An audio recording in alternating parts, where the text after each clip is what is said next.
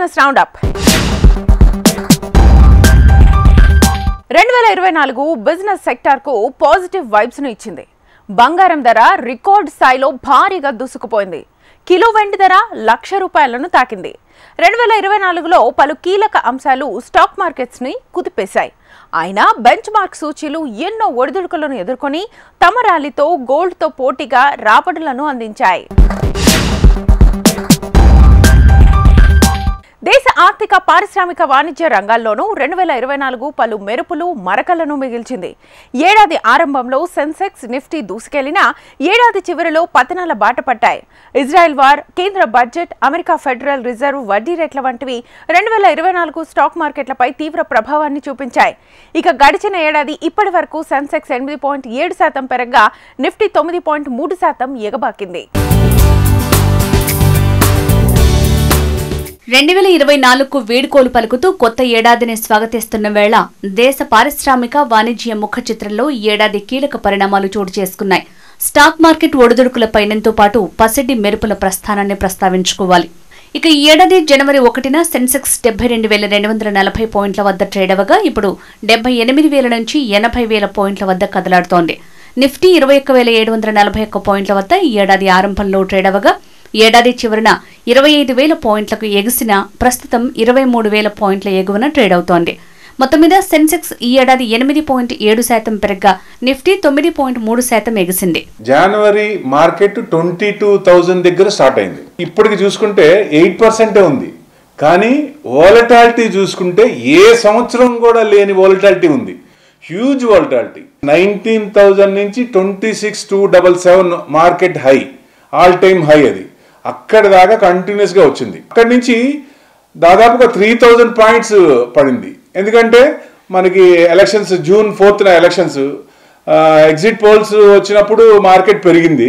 Next day results రాగానే market 1,800 points తగ్గింది. డైరెక్ట్గా పార్లమెంట్లోనే కొన్ని స్క్రిప్ట్స్ కొనుక్కోమని చెప్పే ఇది కూడా ఉంది అక్కడ. డెఫినెట్గా వాళ్ళు బూస్ట్ చేశారు, మార్కెట్ కూడా మంచి బూస్ట్ ఇచ్చారు. ఆ ఎలక్షన్ తర్వాత చిన్నగా మార్కెట్ అందుకుంది. తర్వాత మనకి మహారాష్ట్ర ఎలక్షన్స్ని మార్కెట్ మూడ్ని మార్చింది అనుకోవచ్చు. ఎందుకంటే అప్పటిదాకా కొంచెం పెరిగి ఉన్నది, కొంచెం ఇంకా పడిపోద్దామో ఎందుకంటే 2677 నుంచి 3,000 పాయింట్స్ పడి మీన్ రివర్షన్ ఫిబొనాచి సిరీస్ ప్రకారం 1,500 పాయింట్స్ రికవర్ అయ్యి అక్కడి నుంచి మళ్ళీ ఇప్పుడు చూస్తే 8% దాంట్లోనే ఉన్నాం మనం. అంటే ఈ సంవత్సరం రిటర్న్స్ ఎక్కడ వేసిన గొంగలు అక్కడే ఉన్నా కొన్ని స్క్రిప్ట్స్ అంటే మెయిన్ నిఫ్టీ స్క్రిప్ట్స్ కాకుండా మిగతా స్క్రిప్ట్స్ బాగా ఇచ్చినాయి. ఎందుకంటే 19,000 to 26 అంటే దాదాపుగా బాగా ప్రతి స్క్రిప్ట్ కూడా 30%, 40% ఇచ్చినవి కూడా ఉన్నాయి. సో ఇట్లా చూసినప్పుడు మెయిన్ లాస్ట్ 4 years మనం చూసుకుంటే it's a batting pitch. 4s, 6s ఎక్కువ కొట్టారు. బట్ నెక్స్ట్ ఇక్కడి నుంచి ఏంటి పరిస్థితి అంటే ఇక్కడి నుంచి చూసే పరిస్థితులు మనకి టెస్ట్ మ్యాచ్ లాగే సింగిల్స్, డబుల్స్ తీసుకోవాల్సిందే, ఇట్లా రావాల్సిందే. ఎందుకంటే ప్రతి సంవత్సరం అట్లా ఉండదు. ప్లస్ పోను పిచ్ మారచ్చు మళ్ళీ. అంటే గవర్నమెంట్ పాలసీలు కానీ పిఎల్ఐ స్కీమ్ తీసుకుంది, దానివల్ల ఎంత బెనిఫిట్ అవుతుంది స్కీమ్స్. అంటే ఫార్మా కంపెనీస్ కానీ సెక్టార్ వైజ్గా ఏ సెక్టార్ తీసుకున్నా ఆ కొన్ని సెక్టార్స్ పిఎల్ఐ స్కీమ్ తీసుకొచ్చి బాగా ఇది చేస్తున్నారు. ఈ సంవత్సరం బాగా రావచ్చు అంటే నెక్స్ట్ ఇప్పుడు ట్రంప్ సీట్ 20th నుంచి వస్తాడు. ఆయన పరిస్థితి, ఆయన డిసిషన్స్ ఎలా తీసుకుంటాడు అనే దాన్ని బట్టి మన ఇండియా ఉంటుంది. బట్ జనరల్గా ఏంటంటే China get out, India get in అన్నాడు. మన సైడ్ పెద్ద ఎఫెక్ట్ లేదు. కానీ 60% కొన్నిటి మీద టారిఫ్ పెంచినప్పుడు మనం కూడా కొంచెం ఎక్స్పోర్ట్ ఇంపోర్ట్ చేస్తుంటాం కాబట్టి వాటి మీద కొన్ని ఇంపోర్ట్ చేసిన వాటి మీద ట్యాక్స్లు వేస్తున్నాడు.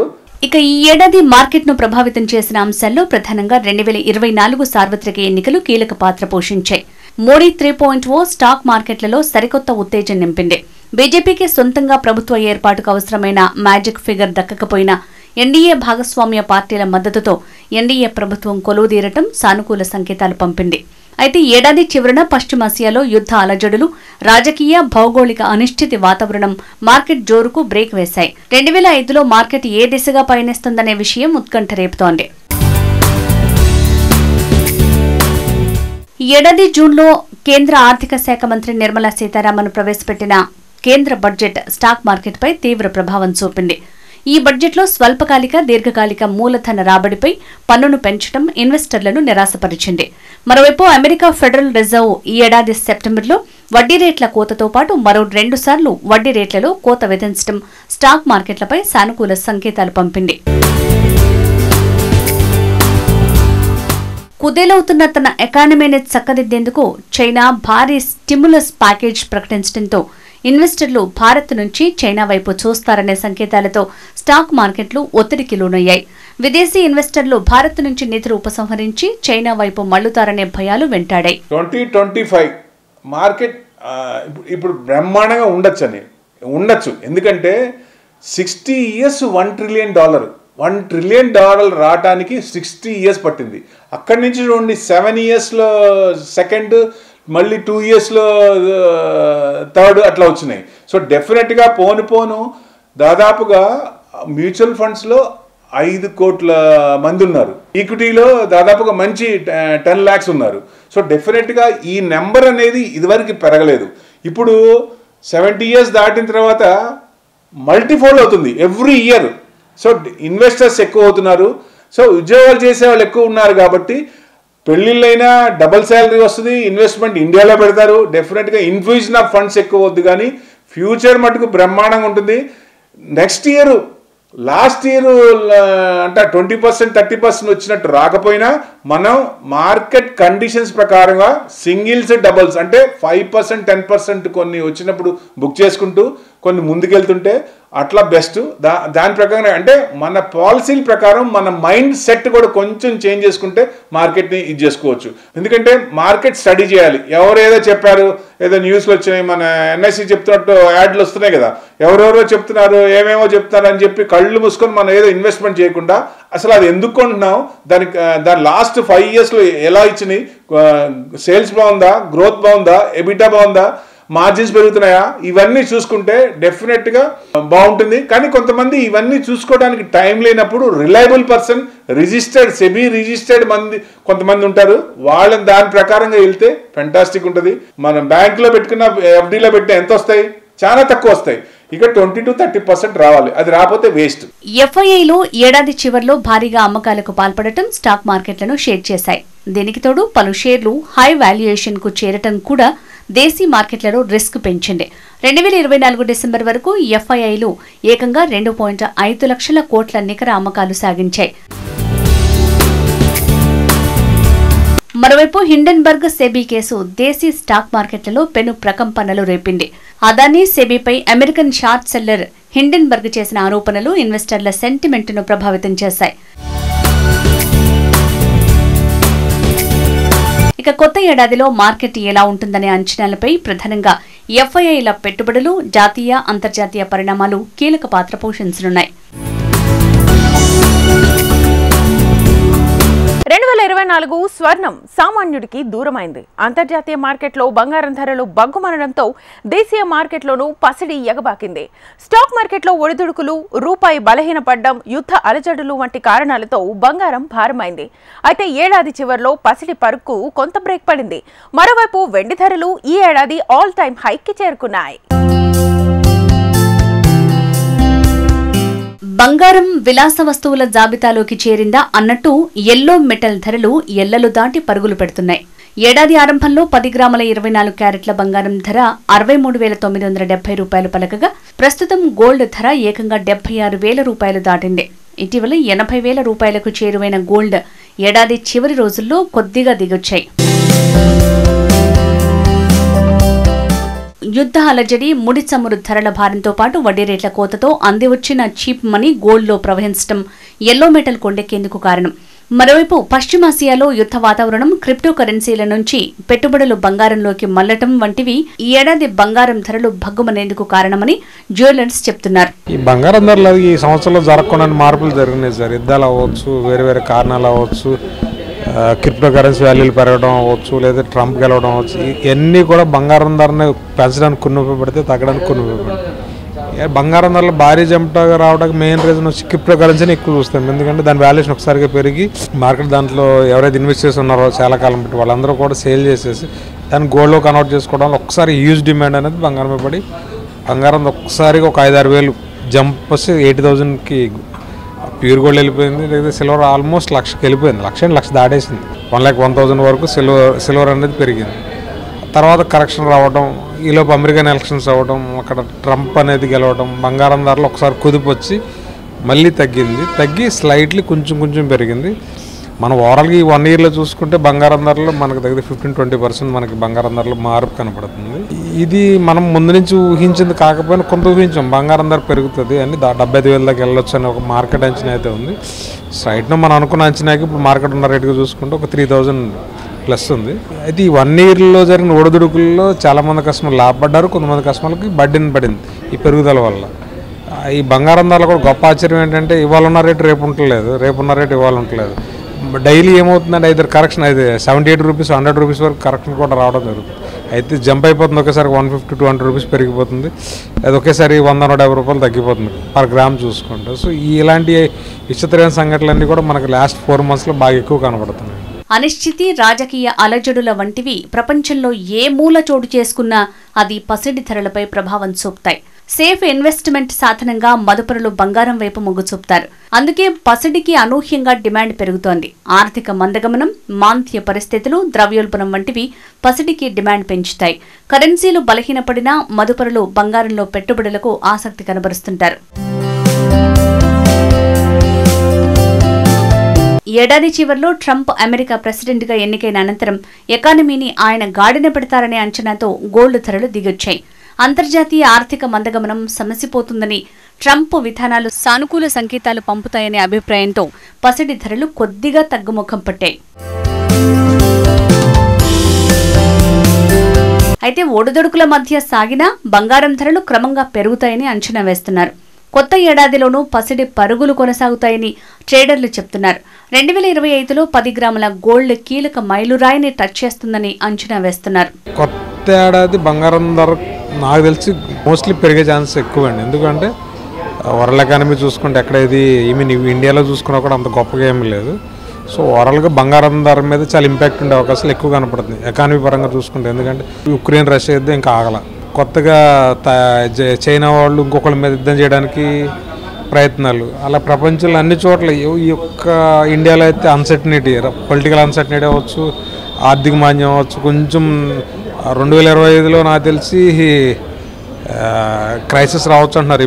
జాబ్స్ అనేవి చాలా వరకు ఐటీ సెక్టర్ మీద చాలా పెద్ద ఎఫెక్ట్ పడే ఛాన్సెస్ ఉన్నాయి. ఇలాంటి మార్కెటింగ్ ప్రాబ్లమ్స్ అన్నీ కూడా గోల్డ్ మార్కెట్ మీద చాలా ఇన్ఫ్లుయెన్స్ అవుతుంది. ఎందుకంటే ఇవన్నీ రిలేటెడ్, ఫైనాన్షియల్గా రిలేటెడ్ చాలా ఇంపాక్ట్ ఉండే థింగ్స్ కాబట్టి బంగారం ధర పెరిగే ఛాన్సెస్ ఎక్కువ అనేది మా యొక్క అంచనా. సో ఓవరాల్గా ఇప్పుడు మన ఈ 1 ఇయర్లో 20,000 పెరిగింది, ఇంకో 20,000 పెరగదని ఎలా అనుకుంటాం. సో ఛాన్సెస్ అయితే మోర్ హై అండి. కాస్ట్లీ మెటల్స్ గా భగ్గుమంటున్న బంగారం, వెండి తదుపరి దిశ ఎలా ఉంటుందనే అంచనాల నడుమ డాలర్ బలపడటంతో పాటు కరెన్సీలు స్ట్రాంగ్ అయితే హాట్ మెటల్స్ జోష్ కి బ్రేక్ పడే అవకాశాలు లేకపోలేదు. 2024 దేశ ఆర్థిక వ్యవస్థ మిశ్రమ ఫలితాలను చవిచూసింది. అంతర్జాతీయ మందగమనం, యుద్ధ అలజడులు వంటి సవాళ్లు ఎదురైనా నిలకడైన ఆర్థిక వృద్ధిని నమోదు చేసింది. నెలసరి జీఎస్టీ వసూళ్ల సగటు 1.7 లక్షల కోట్ల రూపాయలుగా నమోదవడం ఆర్థిక వ్యవస్థపై ఆశావహ దృక్పథాన్ని ఆవిష్కరిస్తున్నాయి. అయితే పెరుగుతోన్న ధరలు, నిరుద్యోగం ప్రతికూల సంకేతాల్ని పంపిస్తోంది. అంతర్జాతీయ అనిశ్చితులు, పశ్చిమాసియాలో యుద్ధ వాతావరణం, చమురు ధరలు ఎగబాకటం వంటి సవాళ్లు విసిరిన గడిచిన ఏడాదిగా భారత ఎకానమీ సుస్థిర వృద్ధి రేటును నిలకడగా కొనసాగించింది. మార్చి 2024తో ముగిసిన ఆర్థిక సంవత్సరంలో 8.2% వృద్ధి రేటు నమోదు చేసింది. కేంద్రంలో ఎన్డీఏ ప్రభుత్వం వరుసగా 3సారి కొలువు తీరిన అనంతరం క్లీన్ ఎనర్జీ, పర్యావరణం, మౌలిక వసతులపై దృష్టి సారించడం కూడా మున్ముందు దేశ పురోగతిపై ప్రభావం చూపుతుందని నిపుణులు చెప్తున్నారు. మన ఎన్డీఏ ప్రభుత్వం, మోడీ గారి ప్రభుత్వము 3సారి ప్రభుత్వం ఏర్పరచడం అంటే మన కంటిన్యూస్గా 10 సంవత్సరాల పాలసీ ఏదైతే ఉందో ఆ పాలసీ కంటిన్యూషన్ అన్నమాట. అది చాలా ఉపయోగపడుతుంది. 10 సంవత్సరాల యొక్క ప్రయత్నాన్ని ఇంకా ముందుకు తీసుకెళ్లడం అనేది చాలా ఉపయోగపడుతుంది. కాబట్టి ఈ యొక్క వచ్చే 5 సంవత్సరాల కొరకు కూడా ఇది ఇంకా స్పీడప్ అవుతుంది, ఎకానమీ యాక్టివ్ స్పీడప్ అవుతుంది. ఈ ప్రభుత్వం 10 సంవత్సరాలు ఏం చేశారు ఎక్కువగా అంటే ఇన్ఫ్రాస్ట్రక్చర్ డెవలప్మెంట్, అంటే అది రోడ్ కావచ్చు, రైల్వేస్ కావచ్చు, ఎయిర్పోర్ట్స్ కావచ్చు, వాటర్ కనెక్టివిటీ కావచ్చు, ఎలక్ట్రిసిటీ కనెక్టివిటీ కావచ్చు, డిజిటల్ కనెక్టివిటీ కావచ్చు, ట్రాన్స్పోర్ట్ అన్నింటిలో కూడా మనకు డిజిటల్ ఇన్ఫ్రాస్ట్రక్చర్ డెవలప్ చేయడం వల్ల ఇంకా దీంతో పాటుగా పర్యావరణ సపోర్టింగ్ గ్రీన్ ఎనర్జీ కూడా ఎక్కువ ఇంపార్టెన్స్ ఇవ్వడం అనేది కేంద్ర ప్రభుత్వం తీసుకున్న ఈ యొక్క ఇన్ఫ్రాస్ట్రక్చర్ డెవలప్మెంట్ వల్ల యాక్టివిటీ ఫాస్ట్ అవుతుంది. యాక్టివిటీ ఫాస్ట్ అయినప్పుడు మూమెంట్ ఫాస్ట్ అవుతుంది, పేమెంట్స్ ఫాస్ట్ అవుతాయి. తర్వాత gap between producer and consumer అనేది తగ్గిపోతుంది. అప్పుడు దానిలో టర్న్ ఓవర్ పెరిగినప్పుడు న్యాచురల్గా ప్రాఫిట్స్ పెరుగుతుంటాయి. ఇన్ఫ్రాస్ట్రక్చర్ డెవలప్మెంట్ గత 10 సంవత్సరాలు చేసిన ప్రయత్నము ఒక ఫలితాలు మనం ఇప్పుడు చూస్తున్నాం అన్నమాట. అదే మాదిరిగా సోషల్ ఇన్వెస్ట్మెంట్ అంటే హెల్త్ కేర్లో కావచ్చు, ఎడ్యుకేషన్లో కావచ్చు, స్కిల్ డెవలప్మెంట్లో కావచ్చు, ఎన్వైరాన్మెంట్ ప్రొటెక్షన్లో కావచ్చు, హౌసింగ్ కావచ్చు, మరి గ్యాస్ కనెక్షన్ కావచ్చు, డ్రింకింగ్ వాటర్ కావచ్చు, వీటన్నిటి ద్వారా కూడా అంటే ఒక ప్రజల యొక్క హెల్త్ ఒక ప్రొటెక్షన్ అంటే ఆరోగ్య పరిరక్షణ అండ్ వాతావరణ పరిరక్షణ చేయడం వల్ల మనకు డిస్టర్బెన్స్ తగ్గాయన్నమాట. ఇప్పుడు నేచురల్ కెలామిటీస్ ఏదైతే ఉందో అంటే వాతావరణ పరిస్థితుల వల్ల విపరీత పరిస్థితుల వల్ల జరిగే నష్టము చాలా ఎక్కువగా ఉంటుంది. అలాంటి వాటి తట్టుకోవడం విధంగా కూడా ప్రయత్నం చేయడం అనేది ఒక సోషల్ ఇన్వెస్ట్మెంట్ అనేది కూడా ఒక పెద్ద ఇన్వెస్ట్మెంట్.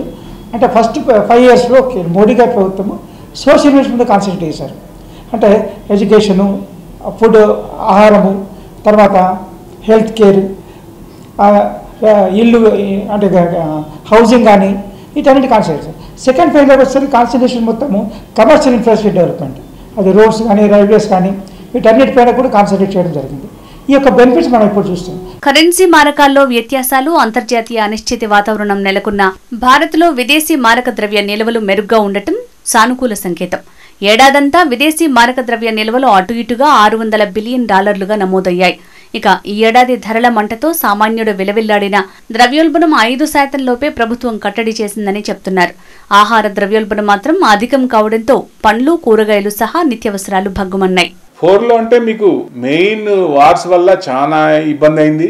సో డెఫినెట్గా అంటే కొన్ని అంటే ఇన్ఫ్లేషన్ బాగా పెరిగింది, జీడిపి తగ్గింది. సో ఇవన్నీ ఎఫెక్ట్. జీడిపి ఏంటంటే యావరేజ్గా పెరుగుతూ ఉండాలి కానీ తగ్గకూడదు. సో ఇన్ఫ్లేషన్ ఎక్కువ ఉంది కాబట్టి 14-month హై వచ్చింది కాబట్టి దానికి కూడా కొంచెం ఎఫెక్ట్ ఉంది. కొన్ని క్వార్టర్స్లో ఏమవుతుందంటే ఫుడ్ ప్రైజెస్, ఫుడ్ ఇన్ఫ్లేషన్ పెరుగుతుంది. 9.2% ఉంది లాస్ట్ 1 month. అప్పుడు దానివల్ల ఎక్కువ వచ్చింది. మళ్ళీ ఫుడ్ ఇన్ఫ్లేషన్ ఇప్పుడు చూస్తే పడిపోయింది. నెక్స్ట్ దాంట్లో రిజల్ట్ తగ్గచ్చు. సో ఫుడ్ ఇన్ఫ్లేషన్ కంట్రోల్ అవుతూ మన ఇన్ఫ్లేషన్ కంట్రోల్ అవుతే ఇంట్రెస్ట్ రేట్లు తగ్గుతాయి. ఇంట్రెస్ట్ రేట్లు తగ్గితే మార్కెట్లో కన్జంప్షన్, మనీ ఫ్లోటింగ్ అవుద్ది. ఎక్కువ కొంటం అయ్యింది మొదలు పెడతారు కాబట్టి జీడిపి పెరుగుతుంది, ఆటోమేటిక్గా మనకి మంచి జరుగుద్ది. సో అవి మెయిన్. ఇది అవి తగ్గినాయి అని చెప్పి ఉన్నాయి. 3rd quarter కూడా అంత బాగా రాకపోవచ్చు అనేది. మరోవైపు ఈ ఏడాది ప్రముఖ పారిశ్రామికవేత్త, కార్పొరేట్ దిగ్గజం రతన్ టాటా మరణం దేశాన్ని శోకసంద్రంలో ముంచింది. పారిశ్రామిక దిగ్గజం నిష్క్రమణ దేశ ఆర్థిక, పారిశ్రామిక, వాణిజ్య రంగాలకు తీరని లోటు. ఖచ్చితంగా రతన్ టాటా యొక్క మరణం అనేది భారత ఆర్థిక వ్యవస్థకి, భారత వ్యాపార రంగానికి, పెట్టుబడి రంగానికి, ఒక క్రమశిక్షణ గల దేశభక్తులైన ఒక సంస్థకి నిజంగా తీరని లోటు భారతదేశానికి కూడా. అదేవిధంగా వాళ్ళు కొన్ని సంవత్సరాలు బట్టి 3 generations బట్టి కూడా 120 సంవత్సరాల బట్టి కూడా వాళ్ళ చేసిన సేవలు మనం మర్చిపోలేము. ఇక 2023-24 ఆర్థిక సంవత్సరం వృద్ధి రేటు ఆశాజనకంగా ఉన్న త్రైమాసిక ఆర్థిక ఫలితాలు మందగమనాన్ని సూచించడం ప్రతికూల సంకేతాలు పంపుతోంది. ప్రస్తుత ఆర్థిక సంవత్సరం 2వ క్వార్టర్లో వృద్ధి రేటు గత క్వార్టర్ల కన్నా తక్కువగా 5.4% పరిమితం కావటం ఆందోళన రేకెత్తిస్తోంది. ఉత్పాదకత తగ్గటం, రియల్ ఎస్టేట్, కన్స్యూమర్ గూడ్స్ వంటి కీలక రంగాల్లో డిమాండ్ తగ్గటం ఈ పరిస్థితికి అద్దం పడుతోంది. మరోవైపు 2025 ఆర్థిక సంవత్సరంలో వృద్ధి రేటు అంచనాను 7.2 నుంచి 6.6% ఆర్బీఐ కుదించింది. ఏవైనా అంతర్జాతీయ అనిశ్చితి, ఆర్థిక సవాళ్లను అవకాశాలుగా మలుచుకుని మన ఆర్థిక వ్యవస్థ పురోగమిస్తేనే కొత్త ఏడాదిలో ఎదురయ్యే అడ్డంకులను మనం అధిగమించడంతో పాటు ప్రపంచంలో అత్యంత వేగవంతంగా ఎదుగుతున్న ఎకానమీగా భారత్ కొనసాగుతుంది.